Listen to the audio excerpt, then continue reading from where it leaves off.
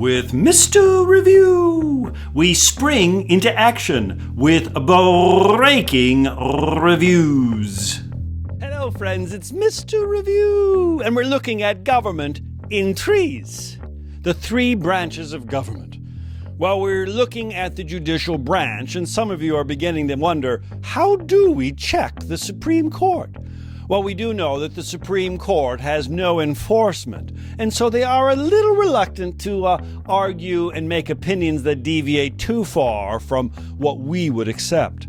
But let's not forget that Congress can legislate to modify an outcome of a Supreme Court decision. We also know that the Congress can propose and states ratify amendments that also would change how Supreme Courts have acted. And let's not forget that when an opening occurs on the Supreme Court or in lower courts, the district courts, the appellate courts at the federal level, the president appoints replacements and the Senate confirms. This is a check. If the court deviates too far ideologically, when a new president is elected, he or she can change the ideological direction of the Supreme Court. Oh, and one that we don't think about a whole lot, but it's very powerful.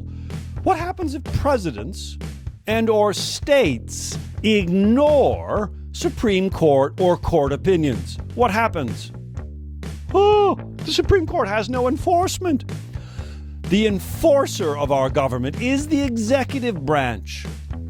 And so maybe the Supreme Court says, this is what we think, and this is what you should do, and the president says, not gonna do it. That is a humongous check on the Supreme Court.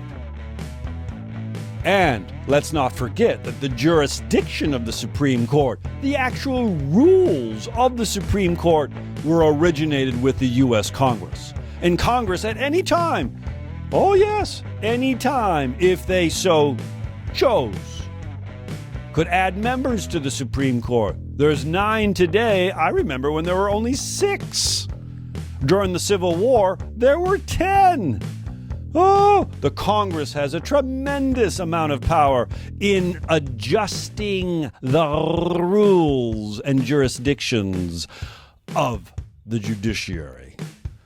So as much as we've argued that the judiciary is extremely powerful, there are serious checks on our Supreme Court.